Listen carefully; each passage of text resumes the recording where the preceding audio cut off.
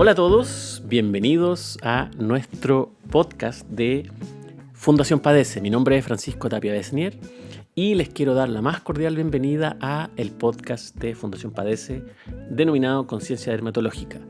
Fundación Padece es una organización sin fines de lucro que busca visibilizar y concientizar sobre las enfermedades dermatológicas crónicas inmunomediadas como hidradenitis supurativa, dermatitis atópica, urticaria crónica, psoriasis y vitiligo. Hoy día estamos muy contentos porque estamos iniciando nuestro podcast y tenemos un gran invitado hoy día, al doctor Francisco Reyes, que es el miembro de la Sociedad Chilena de Dermatología y además es el encargado, ¿no es cierto?, del equipo de trabajo en hidradenitis supurativa. Bienvenido, doctor Reyes. ¿Dije bien sus credenciales? Sí, muchas gracias, Francisco, por la invitación y también es un orgullo ser como el primer invitado a este primer episodio del podcast. Así que gracias por la invitación y espero poder ayudarlos con mis conocimientos. Sí, bueno, muchas gracias por estar acá. Nosotros lo primero que queríamos comenzar a hablar, y como las personas que están escuchando este podcast podrán darse cuenta que este primer episodio tiene que ver con conocer, ¿no es cierto?, la magnitud de las enfermedades dermatológicas en nuestro país.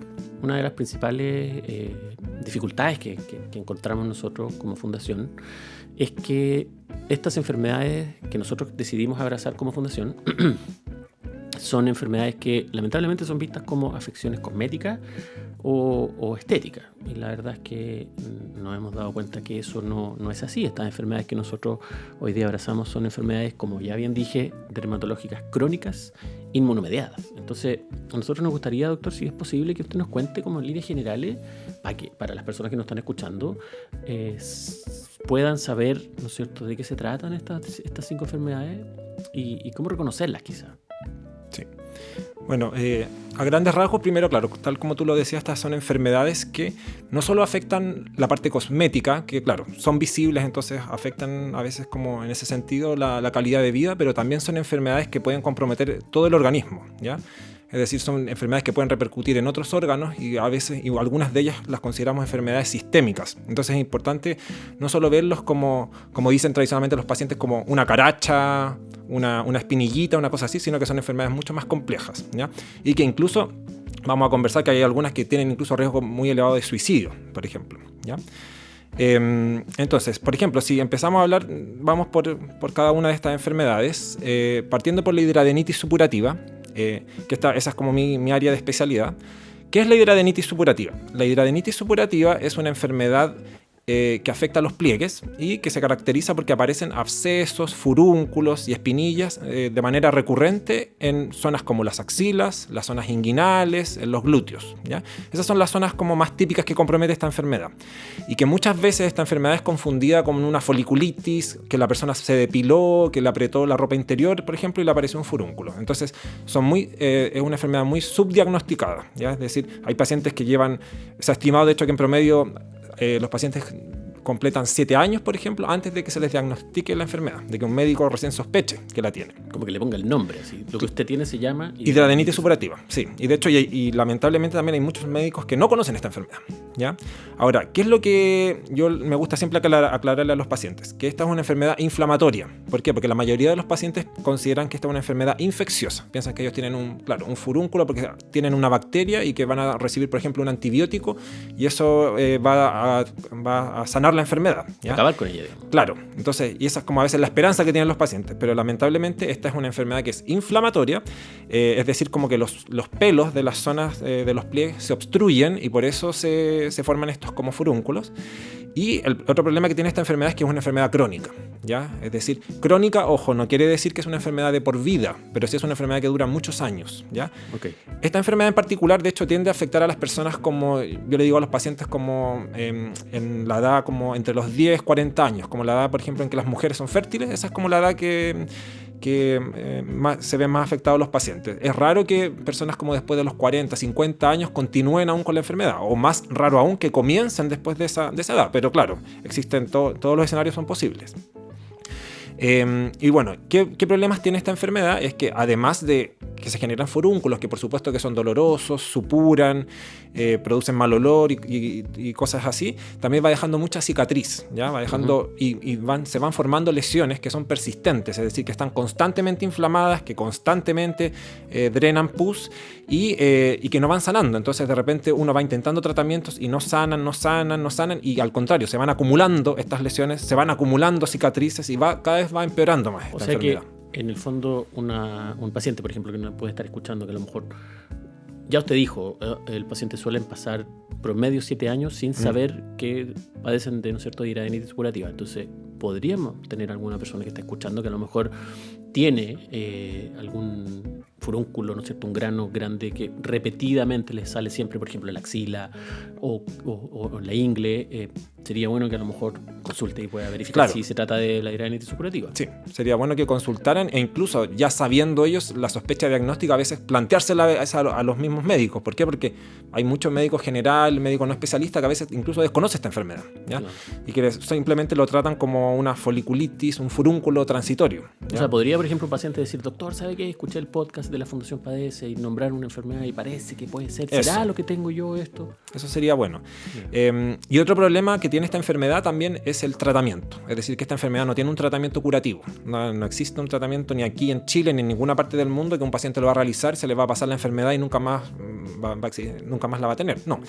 Pero sí hay tratamientos. Es decir, hay tratamientos que ayudan a controlar la enfermedad y un paciente puede estar muchos años sin lesiones y también va a llegar algún momento que la enfermedad por sí sola también se va a acabar. ¿Ya? Como digo, no es de por vida. Pero generalmente uno tiene que combinar tratamientos. Entonces es algo muy complejo y de hecho en Estados Unidos, Europa, en ninguna parte existe un tratamiento mágico que cure. Entonces es importante esta enfermedad también intentar detectarla a tiempo, porque mientras más tarde uno inicia el tratamiento, peor son los resultados también. Sí. Ahora, doctor, perdón, pero usted nombró que esta es una enfermedad inflamatoria, ¿cierto? Claro.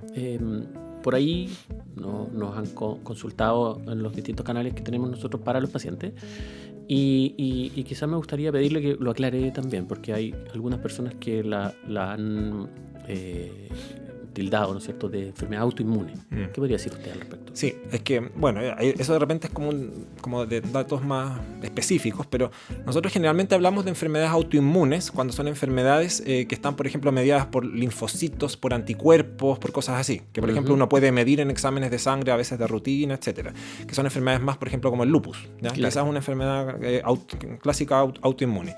La hidradenitis supurativa, en cambio, se engloba más dentro de las enfermedades autoinflamatorias, ¿ya? ¿Qué quiere decir autoinflamatorio? Como que hay una alteración del sistema inmune, pero como del sistema inmune natural, como del que no de los anticuerpos, los linfocitos, que es un sistema como bien específico de nuestra sangre, de nuestras defensas, sino que es el sistema inmune como que el que nos protege como de las bacterias y hongos comunes y corrientes. Eso es como lo que se altera. Claro. O sea, si una persona no existiría un examen particular que se tome la sangre que indique si usted tiene alterado esto, tiene hidradenitis supurativa. Claro, eso no existe. Como si de repente eso sí existe en el lupus. Claro. Claro. Entonces es una enfermedad autoinflamatoria. Esa es como la clasificación más correcta. Perfecto. Sí. Eso, entonces, y bueno, la hidradenitis supurativa, que también es importante recalcar, que es una enfermedad que afecta mucho la calidad de vida. Es por lejos quizá de todas las enfermedades que incluso que ahora considera la Fundación Padece, quizá la que afecta más la calidad de vida.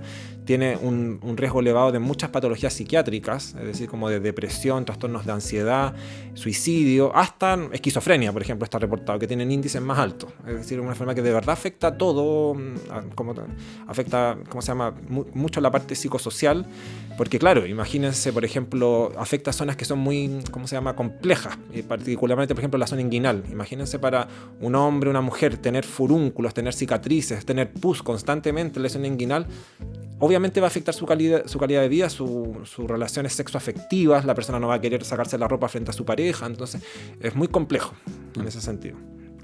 Sí, la verdad, doctor, que usted toca un tema ahí como súper sensible y es cierto, hay harto paciente que no toma contacto con nosotros en los distintos canales que tenemos y eso, nosotros que estamos muy cerca, ¿no es cierto?, de los pacientes en términos de comunicación más directa, es un tema que se sale a flote bastante, la verdad, y es como bastante preocupante. Por eso nosotros como fundación tenemos mucho interés en acompañar a los pacientes, en darle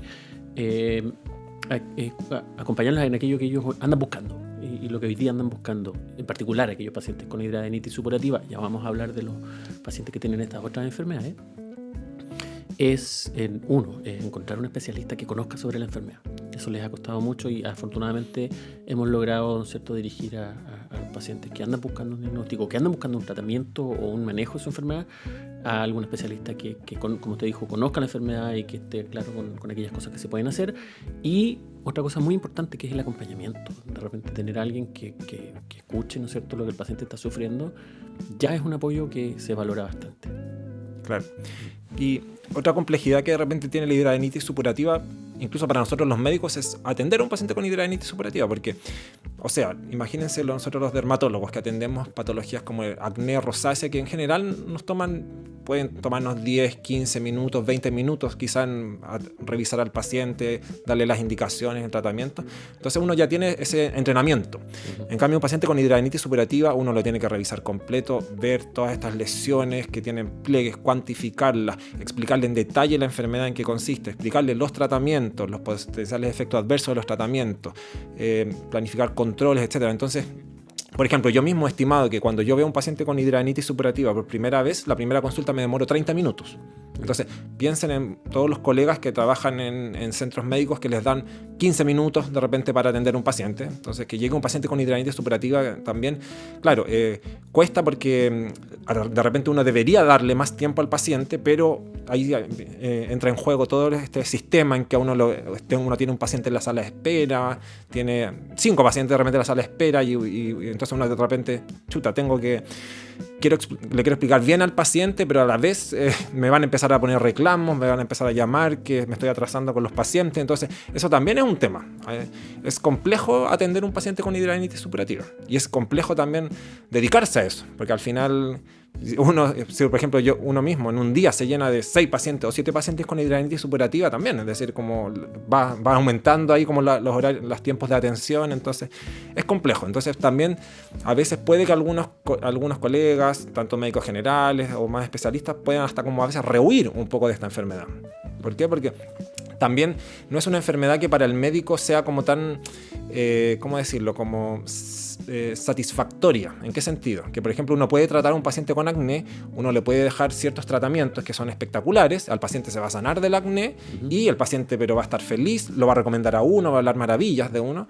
En cambio la hidradenitis supurativa no sabemos que es una enfermedad crónica que no siempre van a tender a cursar con crisis, etcétera, van a considerar que los tratamientos que le dejaron no fueron los adecuados, no les hicieron efecto, entonces tampoco es como que uno queda tan bien, por así decirlo, frente a la opinión de los pacientes cuando trata esta enfermedad. Entonces claro, eso también es complejo. Sí, es porque hay un nivel no menor, doctor, de frustración. Nos ha tocado verlo y yo lo he vivido también. Usted sabe que yo soy paciente de hidradenitis supurativa. Sí. Y uno se frustra mucho y nosotros sí tratamos de comunicarle a los pacientes que esa frustración no volcarla, ¿no es cierto?, en el profesional que lo está atendiendo. Porque claro, es muy importante entender que esta es una enfermedad compleja para el paciente, por cierto, pero el tratamiento tampoco resulta también sencillo. Entonces, esas frustraciones que muchas veces cargamos los pacientes con hidradenitis supurativa, con esa mochila de frustración, nosotros sí tratamos de comunicarle al paciente, de enseñarle y educarlo. Es una labor educativa que nosotros quisimos abordar y la hacemos con mucho cariño. Es precisamente eso, que esa frustración tratar de, ¿no es cierto?, no volcarla en el equipo médico que está ahí para otorgar, ¿no es cierto?, apoyo y prestaciones de salud que necesitan. Y de hecho cuando se han hecho encuestas a pacientes con hidradenitis supurativa de qué consideran ellos que las cosas que más les han servido, por ejemplo, siempre las encuestas en los primeros lugares son como cambios en la dieta, relajación, cosas así, y ponen los tratamientos médicos como al final. Siempre como que vapulean, por así decirlo, como los tratamientos médicos. Siempre consideran que no les sirven, que hacen mal. Y eso sí, es muy común en todas las encuestas que se le hacen a los pacientes con hidradenitis. Con hidradenitis. Sí. Sí, es el nivel de frustración que yo le digo, pero también es importante habló algo que creo que hay que abordar también, que es el tema de la multifactorialidad, si lo dije bien. Hay hartas cosas que influyen también. Sí, y ahora también si uno se pone por el otro lado, de repente, claro, a uno le puede llegar un paciente frustrado y a uno también eso generarle una contratransferencia negativa, es decir, como, ¿para qué voy a seguir atendiendo a este paciente si, no sé, no es como que le estoy dejando cosas y después no me reclama que no le sirven? Pero ahí también viene la empatía, por así decirlo, ponerse en el lugar del paciente, porque claramente cuando uno ve a un paciente que tiene heridas, que está supurando, heridas que uno de verdad, uno lo ve, uno le genera como, no sé, un sentimiento de verdad como de tristeza, pena, ver todas estas heridas que llegan los pacientes llenos de parches. Eso, claro, uno sí le genera una empatía, porque, por ejemplo, nosotros también en dermatología nos toca atender mucha consulta cosmética, realmente cosmética. Alguien dice, ay, doctor, me muero, mire esta manchita en la cara, y uno sabe en verdad que es una cosa totalmente superficial. Entonces, en esos casos, claro, uno puede también, el paciente se puede reclamar y uno dice, bueno, el paciente está consultando por una tontera quizá, pero en este caso no, uno se da cuenta que el paciente, está frustrado, de repente llegan con una actitud muy negativa, pero tienen una justa razón para estar con esa actitud. Claro, porque en verdad... Y hay detrás lo que usted dice, doctor, que hay probablemente un tema, una alteración en su salud mental para tener un poco esa actitud que es producto de un malestar muy, muy grande. Sí, claro. Y eso, bueno, y ahí entran las habilidades como no médicas, por así decirlo. Blandas, las habilidades blandas que tenemos que tener los médicos como para saber llevar eso.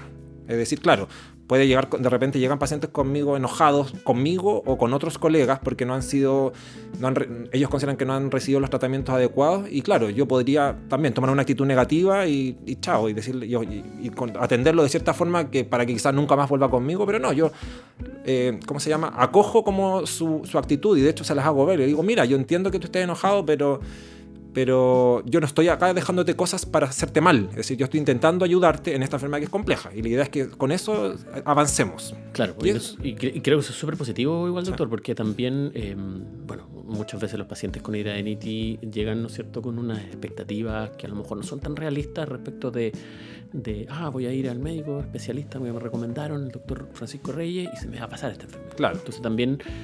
me imagino que debe ser difícil como bajar esa expectativa a una situación más realista, pero nosotros igual agradecemos mucho como fundación que exista, ¿no es cierto?, un interés de la Sociedad Chilena de Dermatología en tratar esta enfermedad, porque, como usted bien dice, es una de las más complejas en términos de calidad de vida. Y la verdad de las cosas que los pacientes sí nos relatan mucho, así como, no, si he ido a tantos médicos y ninguno me curó esta enfermedad, digamos. Claro. Entonces, eso es algo que nosotros sí estamos tomando activamente, de enseñarle a los pacientes, como usted bien dijo, esta es una enfermedad crónica que dura mucho tiempo, existe tratamiento, y lo ideal es acudir a un especialista que conoce estos tratamientos y va a tomar aquellos que sean mejor para él o ella. Claro. Y por eso es lo bueno a veces como de estos podcasts, para que el paciente también pueda como educarse respecto a la enfermedad, porque muchas veces, por lo mismo que yo te decía del tema del tiempo de las consultas médicas, el médico a veces, aunque lo quiera, a veces no tiene el tiempo para explicarle bien al paciente la patología. Claro. Entonces a veces a mí me llegan pacientes que ya han sido diagnosticados con hidradenitis supurativa, pero llegan con conceptos errados. Es decir, me llegan y me dicen, sí, tengo hidradenitis supurativa y la infección, y tengo esta infección. Entonces como yo le explico, no, pero lo primero que digo, mira, para aclararte esto, no es una infección y todo. Y claro, son cosas que a veces los colegas, como por tiempo, les diagnostican a veces correctamente la hidradenitis, pero simplemente es como la receta, eso, y control.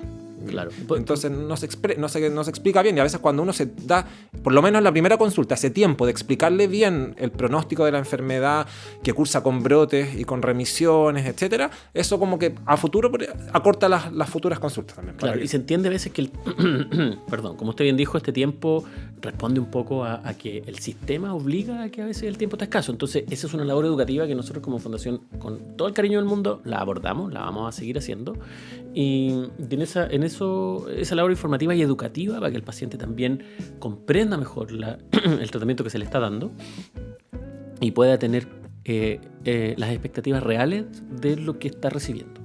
Entonces, como para cerrar un poquito el tema, sí. Para los que nos están escuchando, si tienen algún furúnculo o absceso o espinilla ciega, por ejemplo, claro, en la axila, que se le repite cada cierto tiempo, bajo, ¿no es cierto?, el pliegue mamario, en los pliegues en general. Eso, zona inguinal, entre los glúteos, y claro, y que recurre por varios meses, eso tiene que hacer sospechar. Sospechar de hidradenitis supurativa, vaya a un especialista, consúltelo, comuníquese con nosotros podemos ayudarlos y guiarlos, ¿no es cierto?, para que puedan acceder a uno y de esta manera ojalá diagnosticarlo a tiempo y de esta manera iniciar el mejor tratamiento para su condición. Sí, así que esa es la invitación a los pacientes. Ahora, sí, y solo para aclarar, nomás que para las mujeres, porque también es muy común que las mujeres se depilan y, por ejemplo, les salen foliculitis, salen espinillas en la zona donde se depilan, que eso sí, es muy común. ¿Cómo diferenciar también eso? Porque también de repente pueden escuchar este podcast y decir, chuta, ahora todas las mujeres que cada vez que les saca una espinillita en la zona del rebaje, por ejemplo, creer que tienen hidradenitis. No. Claro, para hacer la diferencia, lo que no es normal cuando uno se depila es que uno le saca un furúnculo, es decir, como esas pelotas así como rojas duras, ni que deje cicatriz. Es decir, claro, uno le puede salir una espinillita por depilarse, pero va a curar sin cicatriz, a lo más con una pequeña manchita. Pero si deja una cicatriz, es decir, la piel ya cambió, queda como hundida, como salida, qué sé yo, eso no es normal. Y ahí sí que tienen que sospechar que tengan esta enfermedad. Claro, más aún si al tiempo le vuelve a salir otra, ahí mismo. Ahí mismo, claro. Ya, okay. Súper, doctor, muchas gracias. Y bueno, y ahora hablemos un poquito de psoriasis. ¿Qué le parece que conversemos respecto a la psoriasis? Sí, mira, la psoriasis, es una de las enfermedades como más importantes que tenemos en dermatología, es una de las que más, de hecho, se estudia actualmente, lleno de estudios de nuevas terapias que se han ido investigando. ¿Qué es la psoriasis? La psoriasis es una enfermedad, también está considerado dentro del grupo como autoinmune, autoinflamatorio, de hecho es como mixto, ¿ya? Que es una enfermedad entonces en la que la piel está aumentado, por así decirlo, el recambio de la piel. Nosotros habitualmente, todas las células de nuestra piel se están como descamando día tras día y eso es una cosa que es imperceptible, ¿ya? Entonces uno nunca se da cuenta que está botando células de nuestra piel.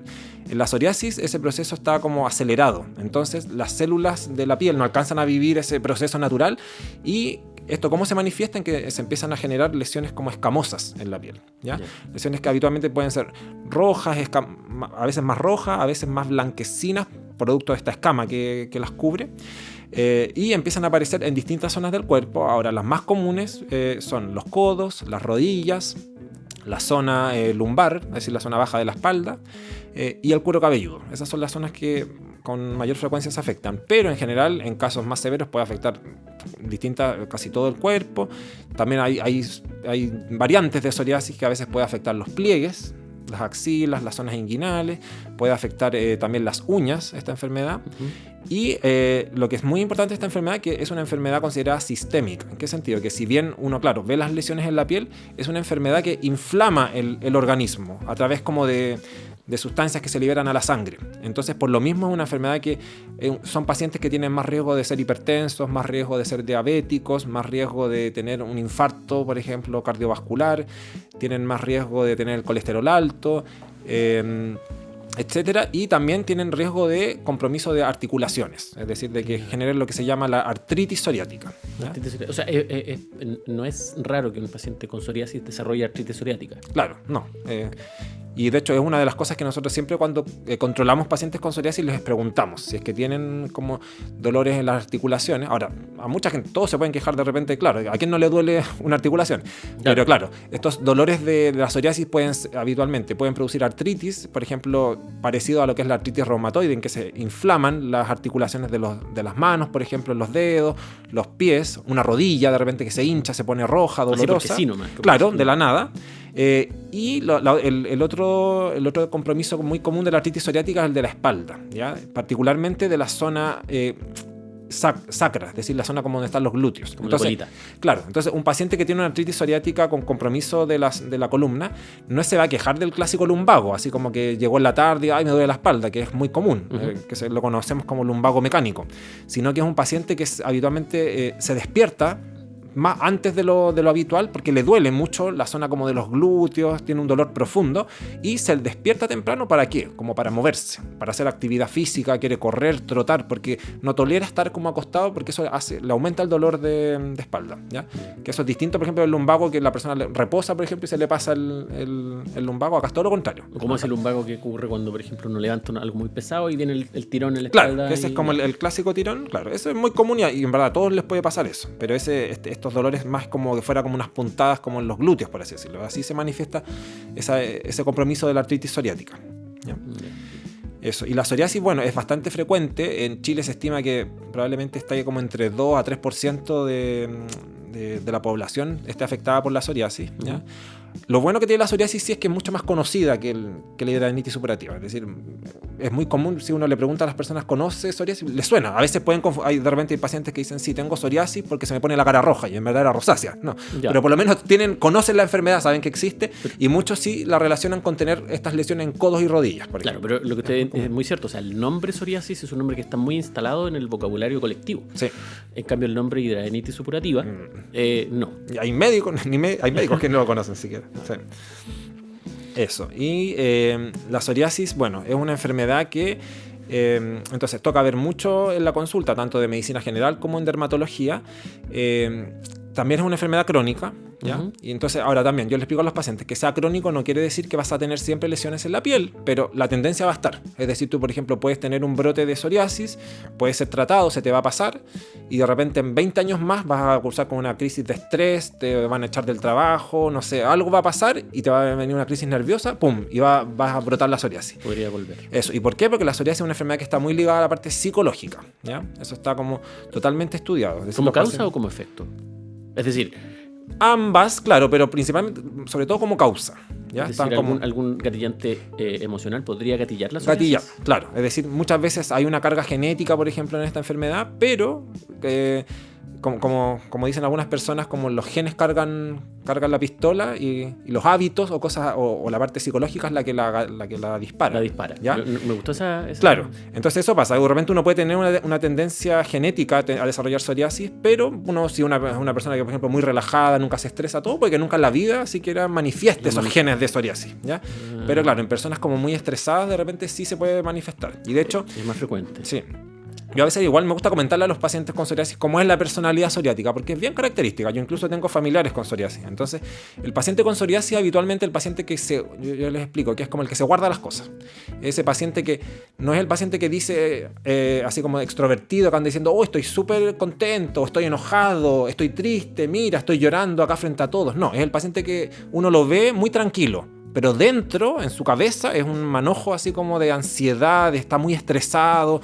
Esa persona como que, no sé, como con de repente miedo a hablar, con ansiedad, etcétera. Ese es como el paciente con psoriasis. Entonces el paciente que su entorno está seguro que ellos están muy bien, están manejando muy bien una situación de dificultad económica, de relaciones interpersonales, pero es porque no lo está expresando en verdad. No lo muestra. Claro. Y lo manifiesta a través como de la piel. Eso es como... ahora, que eso esté demostrado científicamente, no, pero eso son cosas que se logran extrapolar al analizar la personalidad de los pacientes con psoriasis. Pero es un poco lo que ha visto en la práctica clínica. Sí. Ahora, ¿la psoriasis pica mucho? Es variable. No es porque hay enfermedades, por ejemplo, que vamos a hablar después, como la dermatitis atópica, que es una enfermedad que pica, es un criterio diagnóstico. ¿Ya? En la psoriasis no. Hay pacientes que sí se quejan de mucha picazón y hay otros que no les pica nada. Entonces, eso es variable el tema de la picazón, ¿ya? Entonces, como que volviendo al objetivo como educativo, ¿no es cierto?, de este podcast al que estamos conversando, para que los pacientes como que reconozcan, ¿no es cierto? Digan, hoy parece que tengo psoriasis. Tendrían que pillarse, no sé, por ejemplo, en los codos, estas como... En los codos, como... Sí, en los codos, porque es común también tener los codos resecos. O sea, si todos nos miramos los codos, ¿quién no tiene los codos secos de vez en cuando por apoyarlos en las mesas, etcétera? No, cuando aparecen lesiones que están como levantadas en los codos, lesiones así como medias rojizas o así gruesas que aparecen en los codos y que tienen una escama encima, ahí uno debería sospechar una psoriasis. Como que si uno se frota, cae un poquito a veces de cae piel un poquito de escama. Y también si esto ocurre en las rodillas o si ocurre en la zona como ahí encima de la cola, también son zonas como típicas. Yeah. Y la otra psoriasis que es muy común, que es la psoriasis de cuero cabelludo, ¿cuándo hay que sospecharla? Porque también tener caspa es muy común, muy común, que es la dermatitis seborreica, la causa más común de caspa. Pero uno debiese sospechar una psoriasis de cuero cabelludo cuando tiene una escama gruesa, así como una escama blanca, ¿ya? Porque la dermatitis seborreica es como una escama grasienta, finita. En cambio acá en la psoriasis es una escama gruesa, suele afectar principalmente la zona como de la nuca. Y algo muy característico es que se generan como lesiones también rojizas con escama y que sobrepasan la línea del pelo. porque la caspa común y corriente siempre está dentro como del cuero cabelludo, pero cuando alguien tiene una lesión en el cuero cabelludo y que además, por ejemplo, se extiende hacia más abajo, hacia la zona ya del cuello, atrás de las orejas, qué sé yo, ahí uno tiene que sospechar que se trate de una psoriasis de cuero cabelludo. O también un cuadro de caspa común y corriente que no responde a los tratamientos anticaspa que haya indicado algún médico. Eso que también podría ser una especie de psoriasis de cuero cabelludo quizás incipiente, ¿no? Claro. Empezando. Claro. Como que está partiendo. Perfecto. Entonces ahí las personas que nos están escuchando, ¿no es cierto?, que tengan algunos de estos síntomas, algunos de estos signos, sería importante que, ¿no es cierto?, sospechen de que pueden estar haciendo un cuadro de psoriasis y vayan a su especialista. Si no conocen a uno, nos contactan a nosotros y nosotros los vamos a dirigir para que puedan acceder a uno. Exacto. Y recomiendo también en los casos de psoriasis, ahí pueden en verdad ir a su consultorio, medicina general, porque en verdad la psoriasis es una enfermedad que manejan los médicos generales. De repente, claro, mucho más conocida que la hidradenitis supurativa. Entonces, en general, cualquier médico debería estar capacitado para diagnosticar una psoriasis. No quizá para tratarla cuando sea una psoriasis severa, pero sí para diagnosticarla. Claro, pero ya teniendo un diagnóstico hay un paso dado que es súper importante. Claro. Es súper importante. Súper, pues, doctor. Ahora, pasando a la siguiente enfermedad que nosotros abrazamos, ¿qué nos podría contar de la urticaria crónica? Eso, la urticaria crónica. Bueno, primero, ¿qué es urticaria? Nosotros hablamos de urticaria cuando aparecen ronchas en la piel, ¿ya? ¿Qué es una roncha? Una roncha es cuando aparece como una lesión rojiza que pica mucho en la piel. Y que tiende a desaparecer rápidamente, es decir, puede desaparecer en pocos minutos, en horas, y en general no dura más de un día. Eso es como la clásica roncha de urticaria, ¿ya? Las urticarias son muy comunes, ¿ya? Son más frecuentes en los niños y las urticarias agudas, eso sí, y que de repente la causa es desconocida, a veces puede ser por haber tenido algún resfrío reciente, etc. Y no es tanto lo que a veces piensan los pacientes, que comieron algún alimento, algo así. No, eso es lo más infrecuente. La mayoría de las veces uno nunca sabe por qué aparece una urticaria, pero tal como llega, se va, ¿ya? ¿Y en cuánto tiempo se va? Una urticaria aguda habitualmente se va en pocas semanas y no suele durar más de un mes y medio. Pero cuando esta urticaria, es decir, esta aparición de ronchas que van y vienen en distintas zonas del cuerpo, se prolonga más allá de 6 semanas, ¿ya? O más de un mes y medio, ahí uno pasa a hablar de urticaria crónica. O sea, que por ejemplo, una roncha que apareció, no sé, en X parte del cuerpo, ¿dure más de 6 semanas? No, ronchas en distintas zonas del cuerpo. Es decir, cada roncha por sí sola dura menos de un día. ¿Ya? Pero están apareciendo permanentemente. Pero están apareciendo permanentemente y van variando. De repente, claro, amanece en la mañana y tienen el antebrazo y después a la noche ya no tiene ahí, pero tienen las piernas y así, y va cambiando, ¿ya? Ahora, también puede pasar que hay personas que de repente dicen, no, yo tengo la misma roncha desde hace 3 días, pero ahí, por ejemplo, uno a veces puede hacer la prueba de marcarle con un lápiz esa roncha o que se tome una foto y de repente se vuelve a tomar la foto a los 3 días y ve que, la tiene cerca, pero no era la misma roncha que tenía. Y eso sí, también es muy común. Entonces, las urticarias, cuando se prolongan más de 6 semanas, pasamos a hablar de urticaria crónica. ¿Y cuál es la diferencia? Diferencia en las causas y en pronóstico, ¿ya? Porque en general, la mayoría de como les explicaba, las urticarias agudas o las de corta duración no tienen causa identificable. En cambio, las urticarias crónicas sí se pueden asociar de repente a otras enfermedades, se pueden asociar, a estimulantes, a estímulos, por así decirlo. Y de hecho, por lo mismo nosotros las urticarias crónicas las dividimos en urticarias crónicas espontáneas, es decir, como que aparecen de la nada, y urticarias crónicas inducibles. Que las urticarias crónicas inducibles quiere decir como que hay algo que gatilla la aparición de la roncha. Y hay varios tipos. Por ejemplo, existen las urticarias solares, ¿ya? Personas se exponen al sol, roncha. Urticarias acuagénicas, personas que después de cada ducha, por ejemplo, se enronchan o se bañan en alguna piscina algo y salen con ronchas. Hay urticarias por frío, ¿ya? Que de repente a veces nosotros podemos escuchar en la tele, alguien se tiró un piquero, por ejemplo, en un río en el sur y murió. Entonces de repente piensan, la persona, no sé, se ahogó, y a veces hay muchas hipótesis. Y a veces se ha estudiado que esas personas que a veces se tiran a ríos fríos, a veces lo que pasa es que les viene una reacción, una anafilaxia, que es una reacción tan severa de alergia, porque tenían esta como reacción al frío, que les viene un paro cardíaco por meterse bruscamente algo frío. Algo muy frío. Sí. También existen urticarias, una de las más comunes es lo que le decimos dermografismo, que el dermografismo es que una persona se rasca, por ejemplo, se pasa un lápiz, algo así, y le queda una línea roja. Entonces, por ejemplo, se cuelga también, no sé, una persona la mochila, la cartera, se la saca y tiene marcada como la banda de ahí de la mochila o de la cartera. Pero con una roncha. Claro, con una roncha. ¿Y estas pican? ¿Son mucho pican? A veces sí, a veces no. Es decir, existe eso que le decimos dermografismo, que quiere decir escribir en la piel. Claro. El dermografismo puede ser sintomático o asintomático. El más común, y de hecho se estima que hasta un 5% de la población es el asintomático. Es decir, de repente se miran y están enronchados. Y eso no pica. Ya. Ahora, el dermografismo sintomático es el que ya pasa a ser como una urticaria crónica como tal, que requiere un tratamiento. Cuando ya pica y afecta la calidad de vida. Cuando está afectando el diario vivir, digamos. Claro. Okay. Eso. Y la otra diferencia que tiene entonces la urticaria crónica con la aguda es que en la urticaria aguda uno simplemente llega a un paciente, uno le deja un tratamiento y listo. Y se va a pasar rápido, en 7-10 días. En cambio, en la urticaria crónica uno solicita exámenes, que uno no pide exámenes en urticaria aguda, porque es algo que se va a pasar. En cambio, en urticaria crónica uno pide exámenes. Ahora, exámenes a veces para orientar a la causa de la urticaria crónica, ¿Ya? pero principalmente a veces para orientar al pronóstico. ¿Por qué? Porque sabemos que hay pacientes con urticarias crónicas que pueden durar 3 meses, 6 meses, pero hay pacientes que de repente van a durar 5 años quizá con una urticaria crónica. Y hay ciertos exámenes de sangre, de laboratorio, que pueden orientar a qué tan difícil va a ser tratar, por ejemplo, esta urticaria y qué tanto va a durar. Pero estas distintas urticarias que usted nombraba, ustedes como profesionales tienen a la mano, ¿no es cierto?, algún arsenal terapéutico para tratarla. Sí y no. Es decir, utilizamos generalmente los mismos tipos de tratamientos que a veces uno comienza usando en una urticaria aguda, como son los antialérgicos o antihistamínicos. Uh-huh. Hay varios conocidos, la loratadina, cetiricina, levocetiricina, etc. Pero lo que pasa en la urticaria crónica es que habitualmente uno tiene que, por ejemplo, recurrir a estos antialérgicos, pero en dosis altas. Es decir, si uno por una urticaria aguda o una alergia de primavera uno da un comprimido al día o 2 comprimidos al día, en las urticarias crónicas podemos llegar a usar incluso 4 comprimidos al día. Y si eso no funciona, que es algo muy común, uno a veces tiene ya que empezar a escalar terapias, ir usando cada vez terapias más complejas. Claro.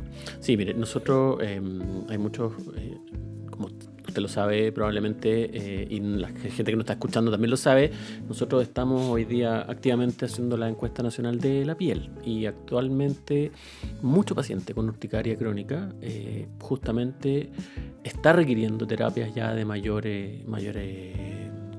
calibre, Claro. por decirlo de una manera. Y claro, lo que nos han referido mucho es eso, es que es una enfermedad que en muchos de los casos manifiestan picazón, que les pica mucho. No, claro, eso es como algo propio de la enfermedad, es decir, y lo que más les afecta a la calidad de vida es esta picazón, andar siempre con ronchas, y de hecho también esta es una enfermedad que afecta mucho, ¿cómo se llama?, la calidad de vida. Son pacientes que, por ejemplo, cuando toca controlarlos, son pacientes que, claro, siempre están muy lábiles, lloran mucho en la consulta porque de verdad están muy frustrados por el hecho de llevar tanto tiempo, tantos meses, años con esto y no encontrar como una solución. Súper, muchas gracias, doctor. Bueno, para resumir un poquitito lo que ya llevamos, si pudiéramos, ¿no es cierto?, para reforzar lo que el doctor ya dijo, resumir en poquitas palabras: paciente con hidradenitis supurativa es un paciente que va a presentar furúnculos y abscesos. Un paciente con psoriasis es un paciente que va a presentar placas en la piel que pueden descamar, ¿no es cierto?, botar escamas o caspa, por así decirlo, en el cuero cabelludo, en los codos, las rodillas y en la zona lumbar, baja, claro. ¿cierto? Y aquellos pacientes con urticaria son aquellos que presentan ronchas que pueden llegar a picar o no necesariamente picar. Claro, y que se prolongan más de un mes y medio. Y que se prolongan más de un mes y medio. Bueno, doctor, yo creo que llegamos hasta este momento para hacer una pausa. Ok. Y yo quiero invitar a las personas que nos están escuchando para que vuelvan a sintonizar nuestro podcast y puedan escuchar la siguiente parte con aquí nuestro honorable invitado, el doctor Francisco Reyes, para continuar conversando respecto de las distintas enfermedades de la piel.